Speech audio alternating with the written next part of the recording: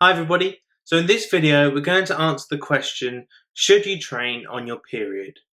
But also we're going to teach you how nutrition and training affects not only your period but also your entire menstrual cycle. So let's get into it.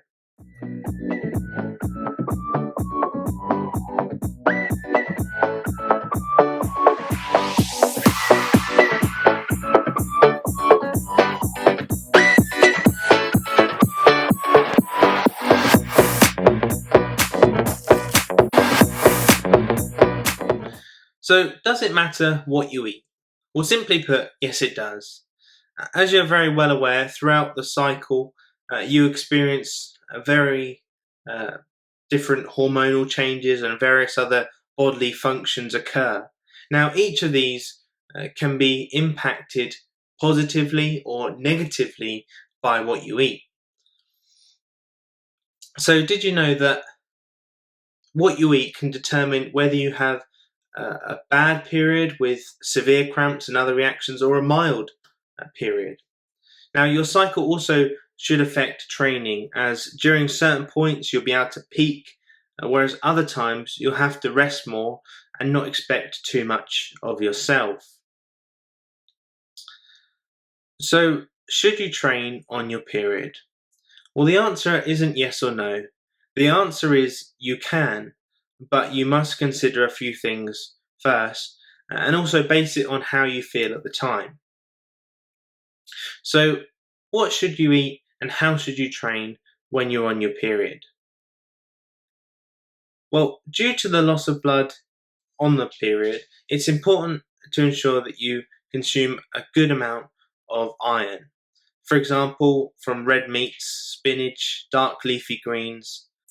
Also, to aid the iron, it's beneficial to ensure you eat enough vitamin C. Now, this can be with supplements or found in things such as oranges, red and green peppers, pineapples, strawberries, chili peppers, and broccoli. So, there's many places that we can get vitamin C and iron from. So, by ensuring you include these foods while on your period, you won't have a lack of energy, which comes with a lack of iron. So this should be on top of an eating plan that includes a low amount of sugar, a good amount of protein, and healthy fats. So what about training? Well, some people may say you shouldn't exercise. However, this is not the case. Now, on the contrary, if you are eating correctly in the phases before your period, you should only have a mild period and mild symptoms, and so you should be able to exercise, lift weight. Now, some women have even found that in this period of time they have gotten excellent results in their training. Now, of course, if you are struggling, be sure not to push yourself too far. However, don't completely stop because that won't be beneficial either. And you can still train. It's not going to affect you too negatively, but the main thing is to be careful and not push yourself too hard. So that's what you should eat and how you should train on your period. But what about the rest of the cycle? Well, let's now look at the follicular phase. So at this point, your energy levels should begin to rise after you stop bleeding. Now, due to various hormone increases, it's impossible to find a greater output in your strength workouts and improve in endurance. So to accommodate this, you must provide your body with the fuel it needs to optimize this phase. So carbohydrates are key. This will be the source of food that will give you the most energy. So eat a good amount of oats, rice, fruit, vegetables, and lentils. As well as strength workout, heavy weight workouts require protein to aid in recovery. So things like eggs, yogurts, soy, chicken, turkey are all great. So by eating these different foods, you'll keep your body on track. Now we go into the next phase, ovulation. Again, at this point, hormone levels are changing. Estrogen and testosterone both begin to rise. Now, this causes different responses, such as a decrease in appetite. So at this time, it's a good idea to choose high quality foods and not worry about quantity so much. However, it is important still to eat despite not perhaps feeling hungry, because your body does need it. And this is crucial, as you still need the energy for your body to function. So you can still do exercise in this phase, definitely. Despite these hormone changes, you shouldn't be affected too much.